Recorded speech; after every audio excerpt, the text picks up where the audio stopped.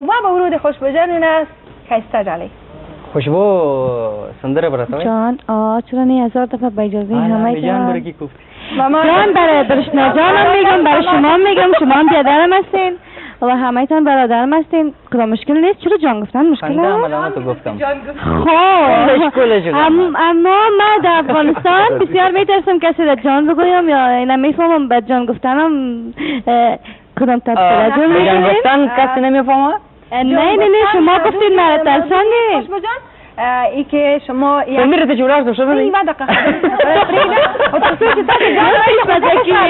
نه تاسو خو ټول یو طرف دوه مروي د دوم رسول چې تاسو به جنگ سره واچول تاسو خپل ځان ته څه صفات ورکړه دا دی وڅ څه زما نه ورته وایم سندره ته ولاړ شو صحیح دی درسته سندره به وورو څه شوی دا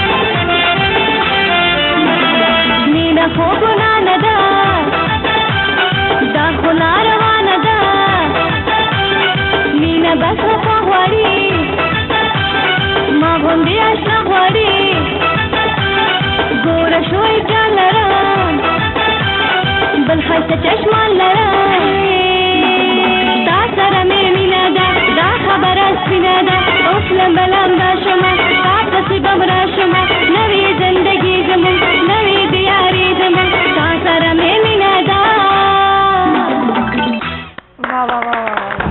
ډېره ښایسته سندره وه. نه کوو. کریم صدا باشه. تاسو خپل ځان ته څه صفات ورکړو؟ دا دې اوس میرویس جانه ته ورته ووایه. زه به نه ورته وایم. سندرې ته به ولاړ شو. صحیح دی؟ درست است. سندره به واورو. ښه شوي ده.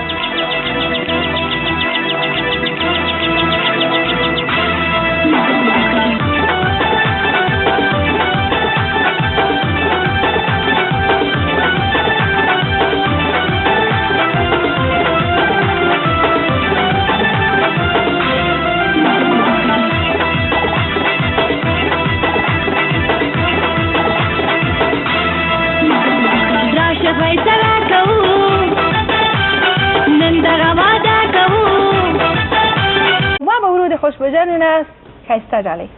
خوشبو سندره برات جان چرا نه 1000 دفعه با اجازه همه جان برای کی گفتی؟ جان برای درشنا جانم میگم، برای شما میگم، شما هم بیادرم هستین و همه تان برادرم هستین. کدام مشکل نیست. چرا جان گفتن مشکل نیست؟ من تو گفتم. اما من در افغانستان بسیار میترسم کسی در جان بگویم یا اینا میفهمم بعد جان گفتنم کدام توجه میکنین؟ جان گفتن کسی نمیفهمه؟ نه شما گفتید مرا ترساندید. خوشبو جان ای که شما سندره ته جوړار څه شوه نه ما دقیقه او تاسو چې تاسو نه تاسو خو ټول یو طرف دوه میرویس دومره ټول چې تاسو به جنگ سره واچول.